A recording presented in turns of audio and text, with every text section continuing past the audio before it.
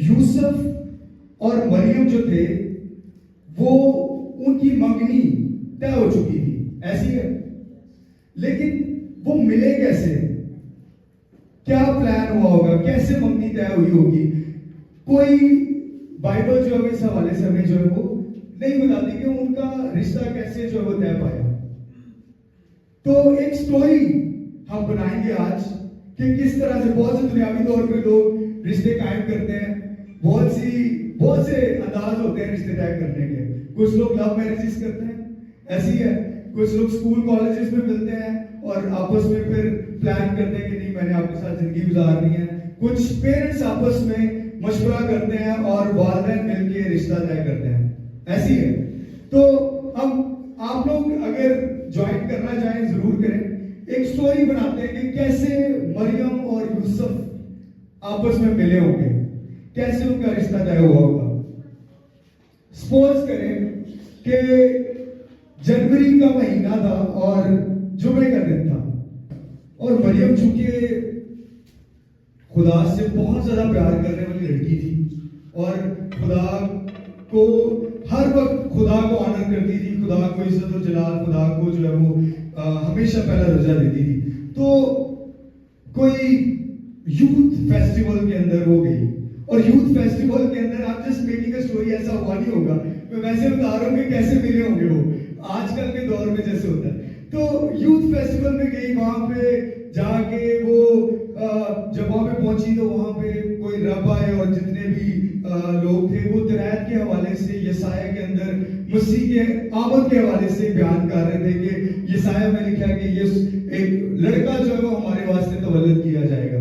तो वहां पे वो यूथ फेस्टिवल में जाके और वो अटेंड कर रही थी और बड़ा एंजॉय कर रही थी और वहां पे मुख्तलिफ सवाल जवाब हो रहे थे। एक लड़का हर सवाल का बड़ा सही जवाब दे रहा था, उसका नाम यूसुफ था और मरियम बड़ी इम्प्रेस हुई। वाओ यार, ये लड़का तो बड़ा खुदा से प्यार करने वाला है, तो सारे से इसी जवाब दे रहा है। तो उसने जब यूसुफ को देखा कि यार ये लड़का तो मतलब खुदा से मोहब्बत करने वाला है, तो दोनों ने आपस में उस यूथ फेस्टिवल के बाद शायद एक दूसरे से बातचीत की, या मरियम ने हो सकता है पहले जाके बात की हो।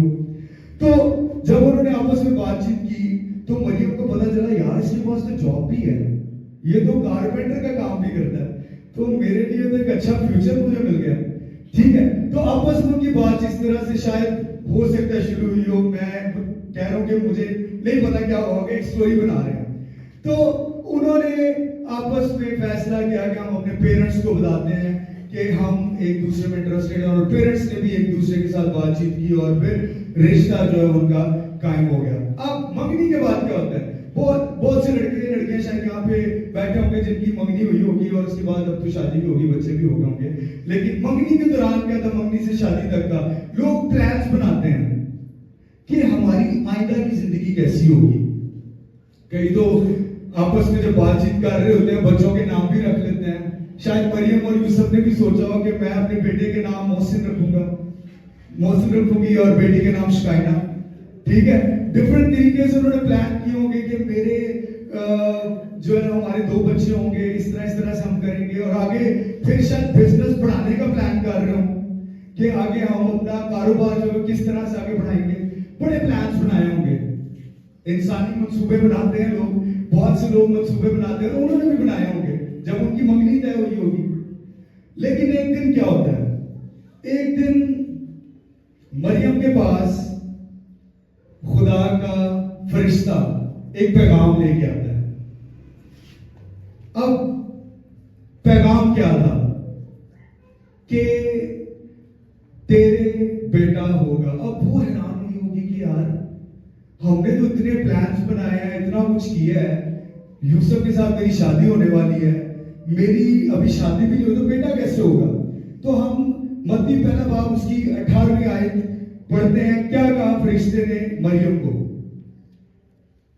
अब यीशु मसीह की पैदाइश इस तरह हुई कि जब उसकी मां मरियम की मंगनी यूसुफ के साथ हो गई तो उनके इकट्ठे होने से पहले वो रूल कुद्स की कुदरत से हामला पाई गई। अब वो रूल कुद्स की कुदरत से हामला पा गई और फरिश्ते ने उसको पैगाम दिया कि तू खुदा के बेटे को इस दुनिया में लाने का बाइस बनेगी। खुदा ने तुझे चुना है कि तू इस दुनिया में नजात दहिंदा को लाने का बाइस बनेगी। अब मरियम एकदम से एक्साइटेड भी होगी और हैरान भी होगी और सोच रही होगी कि मैं यूसुफ को क्या बताऊंगी, हमने तो इतने सारे प्लान्स किए हुए हैं। शायद शादी कार्ड्स भी बन गए होंगे और बहुत से दोस्तों को डेट भी बता दी होगी शादी की। तो मरियम इन बातों को सोच रही होगी कि, लेकिन बहुत खुश भी होगी कि खुदा ने मुझे चुना है, खुदा ने मुझे चुना है कि मैं खुदा के मंसूबे में हूं और खुदा ने मेरे थ्रू इस दुनिया का जो निजात दहिंदा लाने का मंसूबा बनाया है। और वो बड़ी खुश होगी कि मैं यूसुफ को जाके बताती हूं, बहुत ज्यादा खुश होगी कि मैं यूसुफ को जाके बताती हूं कि खुदा ने मुझे इस मकसद के लिए हम दोनों को चुना है। और क्या आपको क्या लगता है, जब उसने जाके यूसुफ को बताया होगा कि मैं मां बनने वाली हूं, तो यूसुफ का क्या रिएक्शन होगा? आप लोग चलो वोटिंग कर लेते हैं। कितने लोग कहते हैं यूसुफ बड़ा खुश हुआ होगा, और कितने लोग कहते हैं कि यूसुफ शायद गुस्से में आया और एकदम से घबरा गया हो? आप लोग तो कोई जवाब ही नहीं दे रहे। कुछ ना कुछ तो बताएं। यूसुफ का क्या रिएक्शन होगा, क्या रद्द-ए-अमल होगा? यूसुफ खुश हुआ होगा, उसको गुस्सा आया होगा। तो इतने प्लान्स, इतने मंसूबे, इतना कुछ हमने किया, इतना कुछ सोचा, और ये क्या हो गया एकदम से तू मुझे आगे बता रही है मैं मां बनने वाली हूं। उस वक्त यूसुफ ने एक प्लान बनाया। अब यूसुफ ने क्या प्लान बनाया? वो प्लान था मत्ती पहला बाब 18वीं और उसकी 19वीं आयत। बस उसके शोहर यूसुफ ने, जो रासबाज था, उसे बदनाम करना नहीं चाहता था, उसे चुपके से छोड़ देने का इरादा किया। अब यूसुफ परेशान, एक लड़की जिससे वो मोहब्बत करता था, एक ऐसा रिश्ता जो उन्होंने पता नहीं काफी दूर तक सोच लिया कि हमारे बच्चे होंगे और हम इस तरह से करेंगे, बहुत कुछ उन्होंने प्लान्स बनाए, लेकिन एकदम से सब कुछ धरा का धरा रह गया। और शायद उसने अपने दोस्तों को भी बताया होगा कि मेरी मरियम से शादी हो रही है, रिश्तेदारों को भी बताया होगा, और अब वो डर रहा है कि जब उनको पता चलेगा कि मरियम मां बनने वाली है तो उनका क्या रिएक्शन होगा, वो क्या कहेंगे कि तेरी बीवी ऐसी है। तो उसने अपने आप को शायद, और मरियम को भी, उसकी इज्जत रखने के लिए उसने सोचा कि मैं इसको क्या कर देता हूं, चुपके से छोड़ देता हूं। अब मरियम ने क्या सोचा होगा? मरियम तो बड़ी एक्साइटेड थी, मैं यूसुफ को बताऊंगी और वो तो बड़ा खुश होगा कि वाह हम दोनों खुदा के प्लान में हैं, हम तो खुदा के मंसूबे में हैं। लेकिन यूसुफ कहता मैं चुप, वो उसने प्लान किया मैं चुपके से छोड़ दूंगा।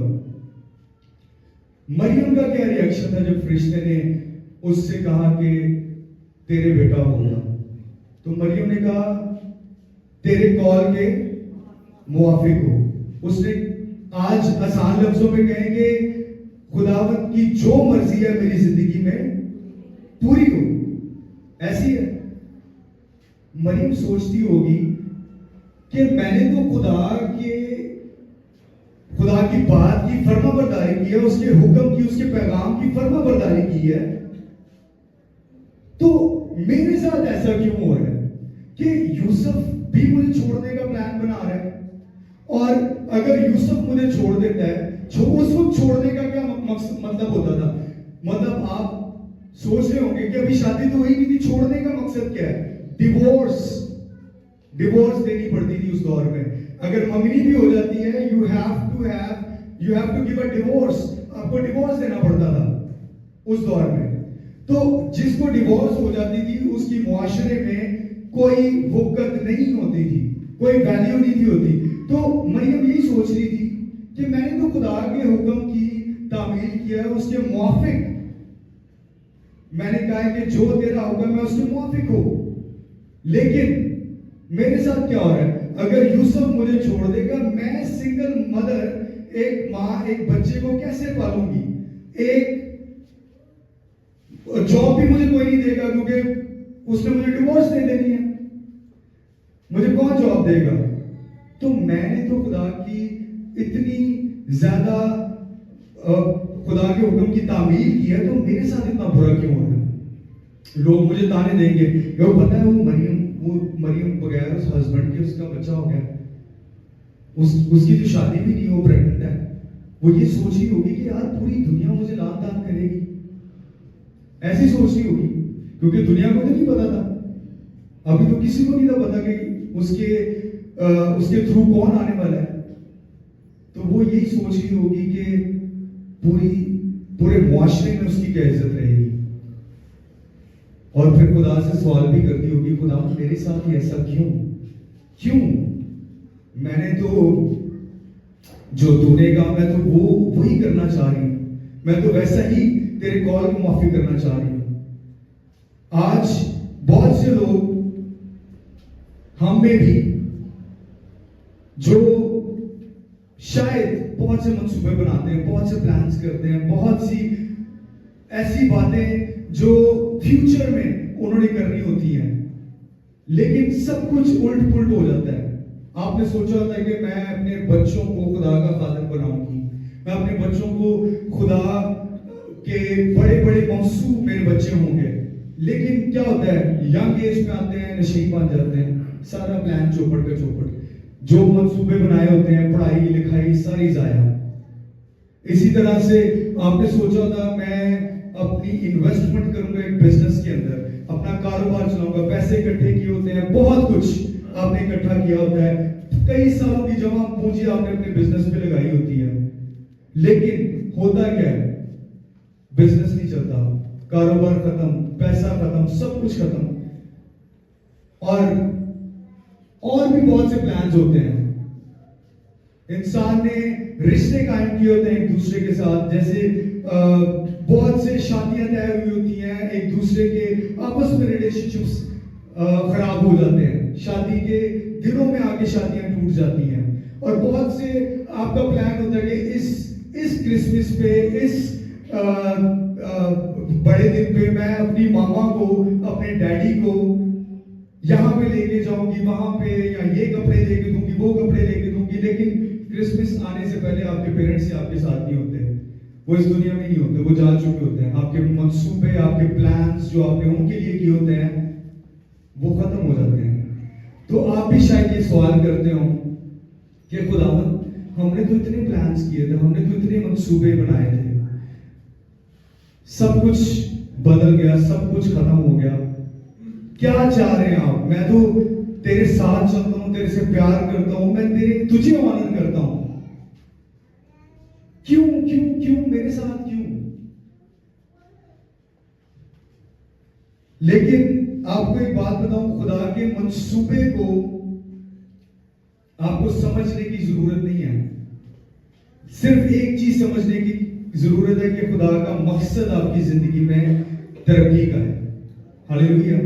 खुदा के मंसूबे को शायद आप कभी समझ भी ना पाए। बहुत से लोग कहते हैं खुदावंद अपना प्लान मुझे बता, तेरा प्लान क्या है मेरी जिंदगी में? हम तो बड़े प्लान्स बनाते हैं ना, बता, मुझे नहीं समझ आती, तू क्या चाहता है? उसको समझने की जरूरत ही नहीं है, उस प्लान को सिर्फ ये समझने की जरूरत है कि खुदा का मकसद आपकी जिंदगी में आपकी तरक्की के लिए। हालेलुया। आगे चल के देखते हैं, स्टोरी पे वापस आते हैं, आगे क्या हुआ। मत्ती पहला बाब और उसकी 20वीं आयत। अब जब वो सोच रहा था इन सब बातों को कि मैं उसको चुपके से छोड़ दूंगा, किसी को पता ही नहीं चलेगा और मेरी भी इज्जत माशरे में रह जाएगी, तो जब वो इन बातों को सोच ही रहा था तो क्या हुआ, खुदावंद के फरिश्ता ने उसे ख्वाब में दिखाई देकर कहा, ए यूसुफ इब्ने दाऊद, अपनी बीवी मरियम को अपने यहाँ ले आने से ना डर, क्योंकि जो उसके पेट में है वो रूह कुद्स की कुदरत से है। अब यूसुफ एकदम हैरान हुआ होगा, यूसुफ ओ जो मरियम कह रही थी वो सही कह रही थी, इसका मतलब है जो उसने मुझे बताया क्या वो सही है? इसका मतलब जो मैं अपनी जिंदगी की सबसे बड़ी ख्वाहिश थी कि क्योंकि वो खुदा के कलाम को समझता था, वो चाहता था कि खुदा उसकी जिंदगी में कोई बड़ा काम करे। तो वो ये सोच रहा है कि खुदाया, जो मेरी जिंदगी का बड़ा मकसद था, मेरी ख्वाहिश थी कि तू मेरी जिंदगी में एक काम करे, बड़ा प्लान रखे, तो तूने मेरी सोच से बढ़कर के निजात दहिंदा मेरे थ्रू इस दुनिया में मैं उसका बाप होऊंगा। तो बड़ा एक्साइटेड हो गया होगा, बड़ा खुश हुआ होगा, बड़ा हैरान भी हुआ होगा कि खुदावंद ने मुझे और मरियम को चूज किया। लेकिन एक और चीज उन्होंने सोची होनी है, और वो सोची ही होनी है क्योंकि हमारे तो बड़े कनेक्शंस हैं, फरिश्ते हमारे से बात करते हैं, खुदा का ये प्लान है, तो सब कुछ बड़ा आसान होगा। Everything will be very smooth, बहुत इजी होगा कि खुदा का बच्चा, खुदा का बेटा जो है इस दुनिया में आएगा और सब कुछ जो है वो आसानी से इजीली हो जाएगा और निजात का काम जो है वो कंप्लीट हो जाएगा। क्योंकि उनके कनेक्शंस बड़े थे, उनके बड़े कनेक्शंस थे। क्या कनेक्शन थे? फरिश्तों से बातें होती थी भाई, फरिश्तों के साथ उनकी बातचीत डायरेक्टली होती थी, ऐसी है। तो उन्होंने सोचा होगा कि हमारे तो बड़े कनेक्शन है भाई, हम तो सब कुछ आसान हो जाएगा। लेकिन हुआ क्या? मरियम और यूसुफ जब बैतलहम के रास्ते पे जा रहे थे, अपने आप को टेक्स्ट वो जो नाम लिखवाने के लिए, क्योंकि उस वक्त नाम लिखवाने का ऑर्डर किया गया था गवर्नमेंट की तरफ से, हुकूमत की तरफ से। तो उन्होंने कहा जहां जहां मर्दमशुमारी जिसको कहते हैं, तो जब वो जा रहे थे तो रास्ते में गधे के ऊपर मरियम को दर्द शुरू हो गई। कितनी कंफर्टेबल जगह, आरामदेह जगह, ऐसी है। गधे के ऊपर मरियम को दर्द शुरू हो गई, और उस वक्त यूसुफ की क्या हालत हुई होगी। यूसुफ भी हर तरह से सोच रहा होगा कि अब मैं क्या करूं, किधर लेके जाऊं, क्योंकि उस वक्त पूरी डिफरेंट इलाकों से उस जगह पर लोग आए थे नाम लिखवाने के लिए। जगह ही नहीं मिल रही होटलों में, पूरे डिफरेंट एरिया से लोग आकर मर्दमशुमारी अपना नाम लिखवाने आए। तो वो जगह जगह शायद ढूंढता हो कि हमें जगह दे दो, अभी जो है वो हमारी इमरजेंसी है, क्या करें। लेकिन कहीं जगह नहीं मिली। कितनी कंफर्टेबल जगह थी, आरामदेह जगह थी, जहां पे मरियम को दर्द शुरू हुई। उसके बाद यहां पे बात खत्म नहीं हुई, फिर सीधा तबेले के अंदर, जहां पे जानवर, स्मेल, गंध, हर तरह की बदबू, जानवरों के तबेले के अंदर उनको जगह मिली। और वहां पे खुदा यीशु मसीह चरनी में पैदा हुए। और उस वक्त उन्होंने सोचा होगा कि चलो खैर इस वक्त मुश्किल था क्योंकि हम अपने घर के करीब नहीं थे, तो अगर घर होते तो शायद इतना मुश्किल ना होता। उस वक्त सोचा होगा कि चलो काम खत्म हो गया, आसानियां पैदा हो जाएंगी, सब कुछ इजी हो जाएगा। ऐसी है क्योंकि अब खुदा यीशु मसीह जो है वो इस दुनिया में आ गए। तो हुआ क्या? हेरोदिस ने ऐलान कर दिया कि 2 साल तक के बच्चों को मरवा दिया जाए। अब बच्चे को लेके वहां से भागना पड़ा मिस्र की तरफ। आसान था? वो सोच रहे थे शायद इजी होगा, प्लान तो उनके अच्छे थे, अच्छे बनाए थे प्लान कि हम ये करेंगे, वो करेंगे। लेकिन क्या हुआ? अपने बच्चे को लेके भागना पड़ा किसी और इलाके में। जगह जगह मूवीज में आप देखते हैं, जीसस मूवीज में किस तरह से वो इधर उधर भाग रहे थे खुदा यीशु मसीह को लेके, बच रहे थे हेरोदिस से। ऐसी है? आसान था उनके लिए? बिल्कुल भी नहीं। फिर यहां पे बात खत्म नहीं होती।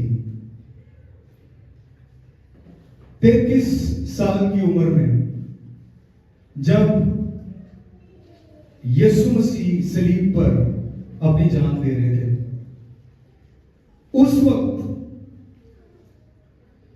मरियम वहां सलीब के नीचे खड़ी थी और वो देख रही थी अपने बच्चे को, जिसके हवाले से उसने शायद बड़े प्लान्स किए होंगे, बड़े मंसूबे बनाए होंगे। और बड़ा प्यार किया होगा। 33 साल की एज में, यंग एज, स्लीप पे लटके हुए खुदावंद यीशु मसीह को देख रही है, अपने बच्चे को। हर तरह से पूरी बॉडी छलनी छलनी, कमर साफ नजर आ रही है, इतना मारा गया है कोड़ों से, हड्डियां नजर आ रही हैं, पैरों में हाथों में कील ठोके गए हैं, मुंह पे बार बार थूका जा रहा है। मां जो वहां पे खड़ी थी, क्या सोच रही होनी है उस वक्त। वहां पे उसको ताने दिए जा रहे थे, हालांकि खुदा यीशु मसीह ने उन्होंने ऐलान किया था कि मुझ पर कोई गुनाह साबित कर ही नहीं सकता, लेकिन वहां सलीब पर वो सजा पा रहे थे और वो, उसकी मां को पता था इसने कुछ नहीं किया, इसकी कोई गलती नहीं है, इसको सलीब दी जा रही है। शायद दूसरों को कहती होगी, यार इसका कोई कसूर नहीं है, इसको माफ कर दो, छोड़ दो इसको, चीखें मारती होगी। लेकिन उस वक्त खुदा यीशु मसीह अपना एक काम, जो इस दुनिया में मकसद की बात मैं कर रहा हूं, आपको खुदा के, आपको मंसूबे को समझने की जरूरत नहीं है। क्या मैंने बोला था? आपको मंसूबे की समझने की जरूरत नहीं है। जो मकसद है वो आपके लिए भलाई का है, ऐसी है। हालेलुया। तो मरियम उस वक्त अपने बच्चे को मार खाते, उसके मुंह पे थूके जाते, कांटों का ताज पहने हुए दर्द में देख रही है। और खुदा यीशु मसीह ने जब कहा तमाम हुआ, ऐ खुदा मैं अपनी रूह तेरे हाथों में सौंपता हूं, और अपनी जान दे दी, उस वक्त आप समझ सकते हैं उस मां की क्या हालत हुई होगी जब उसने अपनी आखिरी सांस ली होगी। मरियम ने और यूसुफ ने बहुत से मंसूबे बनाए थे। उस वक्त मरियम ने खुदा की तरफ देखा होगा और पूछा होगा, खुदाया क्यों?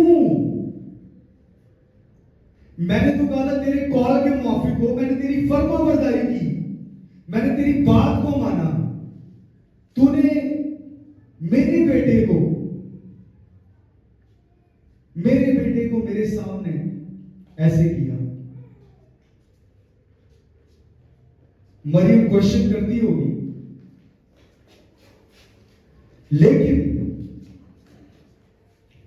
उनके जो मंसूबे थे, क्योंकि वो भी हमारी तरह इंसान थे, हम भी मंसूबे बनाते हैं, उन्होंने भी बहुत से मंसूबे बनाए, यूसुफ और मरियम ने मंसूबे बनाए, लेकिन खुदा का एक मकसद था, खुदा का एक प्लान था। खुदा का मकसद क्या था? खुदा का मकसद मैं था, खुदा का मकसद आप लोग थे, खुदा का मकसद हर तरह से आप लोगों को सेव करना था। आमीन, हालेलुया। खुदा ने अपनी जान, हम लोग कहते हैं कि Jesus is the reason for the season, कि खुदावन इस सीजन का जो रीजन है वो खुदावन यीशु मसीह है। लेकिन अगर आप खुदावन यीशु मसीह से पूछेंगे ना कि इस सीजन का रीजन क्या है, खुदावन से पूछें कि इस सीजन का मकसद क्या है, तो खुदावन यीशु मसीह कहेंगे कि आप हो, मैं तो तेरे लिए आया था, मैं तो तेरे लिए, तू मेरा मकसद है। आमीन। तो बहुत से लोग आप में से आज बड़े मंसूबे बनाते होंगे, बड़े बड़े प्लान्स करते होंगे, जैसे मरियम और यूसुफ ने किए। मंगनी के बाद बहुत कुछ सोचा होगा और फिर उसके बाद भी बड़ा कुछ सोचा होगा, लेकिन एकदम से प्लान धरे के धरे सब कुछ उल्ट पुल्ट हो गया और उनकी जिंदगी में उनके सामने इतना कुछ डिवाइनली हेवन की तरफ से हुआ जो उन्होंने कभी सोचा ही नहीं था। अब बहुत सी मेरी जिंदगी में भी ऐसे काम हुए जो शायद मैं अगर अपनी एक दो एग्जांपल्स दूं, बहुत सी ऐसी बातें हैं जो मैंने कभी नहीं सोची थी।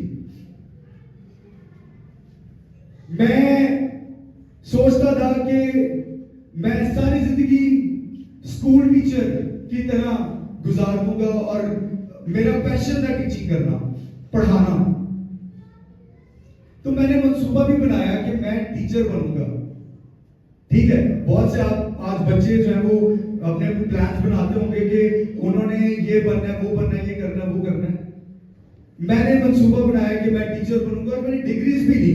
मैंने बीएड भी किया, एमएड भी किया, स्पेशलाइज्ड टीचर्स की डिग्रीज जो होती हैं मैंने वो भी की, क्योंकि मुझे शौक था पढ़ाने का। लेकिन शादी के बाद कुछ ऐसे हालात आए कि मुझे दो जॉब्स करनी पड़ रही थी। कुछ समझ नहीं था आ रहा कैसे पूरा करूंगा, हो ही नहीं था रहा पूरा। सुबह टाइम स्कूल, शाम टाइम एकेडमी, लेकिन फिर भी जो है वो खर्चे पूरे नहीं होते। शायद हो सकता है और भी कुछ खामियां हो मेरे अंदर। तो एक दिन ऐसा हुआ कि मेरी वाइफ को और हम दोनों को पता चला कि एक कॉल सेंटर के अंदर जॉब्स आई हुई हैं। तो वहां पे मैंने इरम से कहा अपनी वाइफ से कि जाओ वहां पे जाके इंटरव्यू दे के आओ, कुछ ना कुछ सपोर्ट हो जाएगी, मदद हो जाएगी, कुछ आपस में एक दूसरे के साथ मिलकर हेल्प आउट कर देते हैं। तो इरम गई वहां पे, छोटा सा 6 महीने का बेटा था मेरा इलाइशा। तो उन्होंने जब इंटरव्यू किया तो जो ऑनर था ना वहां का, उसने जब देखा और उसने कहा कि नहीं आपको नहीं हम रख सकते, क्योंकि आपके बच्चे के लिए तो ये माहौल ही नहीं ठीक है। तो हमारा प्लान जो था कि इरम काम करेगी वो तो वहां के वहां रह गया, खत्म हो गया। इरम की आंखों में उस वक्त आंसू थे। उसने फौरन बताया कि मैं तो ये सोच के आई थी कि चलो अच्छी जॉब मिल जाएगी, थोड़ी सपोर्ट हो जाएगी। और उसने मुझे बताया कि शी वाज इमोशनल, वो इमोशनल थी, उसकी आंखों में आंसू आ गए जॉब ना मिलने की वजह से। तो फिर उस बॉस ने कहा कि अच्छा आपके हस्बैंड क्या करते हैं? उसने कहा कि वो तो ऑलरेडी दो जॉब्स कर रहे हैं। तो उसने कहा चले उनकी ना मेरे से मुलाकात करवाएं। तो खैर उनकी मेरे से मुलाकात हुई। मेरी पहले इंटरव्यू में ही मेरी जॉब होगी और फिर कॉल सेंटर के अंदर आप सब जानते हैं कि प्लान ये नहीं था कि मैं उस कॉल सेंटर से पैसे बनाता, मैं उस कॉल सेंटर से अपनी फैमिली को सपोर्ट करता। उस कॉल सेंटर में जाने के बाद खुदावंद का प्लान था कि मुझे बिजनेस देना था, खुदावंद ने मुझे कारोबार देना था। और उस कारोबार से क्या होना था, बहुत सी क्रिश्चियन फैमिलीज, बहुत से ऐसे बच्चे जो शायद जॉब्स हंटिंग कर रहे थे, उस कारोबार से बहुत सी क्रिश्चियन फैमिलीज को फायदा होना था। तो मेरे पास अब कितने बच्चे जो है वो काम कर रहे हैं, जॉब कर रहे हैं मेरे कॉल सेंटर के अंदर। कारोबार खुदावंद का एक मकसद था मेरी जिंदगी में। हालेलुया। फिर एक और एडिक्शन से मिशन तक आना, कि मैं नशा करता था हर तरह से और मेरा कोई प्लान नहीं था कि मैं अपने पास्टर्स को बताऊं आगे कि यार मैं इस तरह की प्रॉब्लम में हूं। और अचानक से सब कुछ बदल गया। इरम को पता चला, उसने आके, क्योंकि मैं अगर कोई आखिरी बंदा होता ना मैं तो भी पास्टर आसादी को ना बताता कि मैं इस तरह का काम कर रहा हूं, क्योंकि उनको मुझे डर था कि यार वो क्या कहेंगे, मैं क्वार्ट में भी खड़ा होता हूं और इतना उल्टा सीधा काम करता हूं। ठीक है, मेरा तो कोई प्लान नहीं था, लेकिन अचानक से कुछ चीजें जिंदगी में हुई। क्या हुई कि इनको पता चला कि मैं इस तरह की प्रॉब्लम में हूं। तो मेरा कोई प्लान नहीं था कि मैं as a pastor, as a preacher church में खड़ा होके अपनी ही गवाही, जिसमें मैं नशे से आजाद हुआ, कितने लोगों को, कितने मिशन वर्क्स में जाके, कितनी ज्यादा कॉन्फ्रेंसेस में जाके अपनी गवाही को सुना रहा हूं। हालेलुया। तो हमें नहीं पता होता कि खुदावंद का मकसद कब हमारी जिंदगी में पूरा होगा, लेकिन इतना जरूर पता है कि जो मकसद है वो आप हैं, वो मैं हूं। जो मकसद है खुदावंद का वो हमेशा से आप लोग रहे हैं, हमेशा से मैं रहा हूं, हमेशा से जितने आप लोग यहां पे बैठे हैं वो खुदावंद का मकसद है, और अच्छा तरक्की का मकसद है। हमारे मंसूबे जितने मर्जी फेल हो जाए दुनिया में, जितने मर्जी प्लान्स फेल होते जाएं, जितनी मर्जी शादियां कैंसिल हो जाएं, जितने मर्जी देर से आप रिश्ता ढूंढ रहे हैं कुछ नहीं हो रहा, जितनी मर्जी आप लोगों ने डिग्रीज ले ली है जॉब नहीं मिल रही, जितना मर्जी आपने अपना फ्यूचर प्लान किया है कुछ नजर नहीं आ रहा, एक चीज समझने की जरूरत है कि खुदावंद का मकसद आपके लिए भलाई क्या है। हालेलुया। एक मिनट के लिए आप सब खड़े हों और वो सब प्लान्स जो आपने बनाए थे और वो कैंसिल हो गए हैं, वो सब मंसूबे जो आपने बनाए थे और वो कैंसिल हो गए हैं, खुदावंद के मकसद को मांगना शुरू करें। आप जानते हैं कि खुदावंद का मकसद है, आप जानते हैं कि खुदावंद के प्लान में आप, खुदावंद के मंसूबे में आप। Hallelujah, hallelujah, glory to God, glory to God, hallelujah. खुदावंद की शुक्रगुजारी करना शुरू करें उन तमाम प्लान्स के लिए भी जो कैंसिल हो चुके हैं, क्योंकि वो आपकी भलाई के लिए थे। वो तमाम प्लान्स, वो तमाम मंसूबे जो आपके इरादे जो आपने किए थे जो कैंसिल हो गए हैं, वो आपकी भलाई के लिए थे और खुदावंद का मकसद आपकी जिंदगी में पूरा होने को है। हालेलुया। हमें वो नाम इस क्रिसमस पे बख्शा गया जो सब नामों से आला है। हालेलुया। हमारे लिए एक बेटा तवल्लुद हुआ। किसके लिए? हमारे लिए एक बेटा तवल्लुद हुआ। तो भाई हमारे लिए जब तवल्लुद हुआ है तो हम उस बेटे को कुछ भी कह सकते हैं, कुछ भी मांग सकते हैं, क्योंकि वो बादशाहों का बादशाह है। हालेलुया। हमारे लिए वो बेटा तवल्लुद हुआ। For unto us a child has born। हमारे लिए एक बच्चा तवल्लुद हुआ। कोई बीमारी आती है, यीशु नाम से डांटते हैं, वो चली जाती है। हमारे लिए वो नाम दिया गया। कोई ख्वाहिश है, यीशु नाम से मांगते हैं, पूरी हो जाती है। हमारे लिए यीशु नाम दिया गया। हालेलुया। बीमारियों को डांटते हैं यीशु के नाम से। हालेलुया। आज वो नाम, हालेलुया, आप लोगों की जिंदगी में आपका वो जानता है कि आप लोग उसके मकसद में, उसके प्लान में। हालेलुया।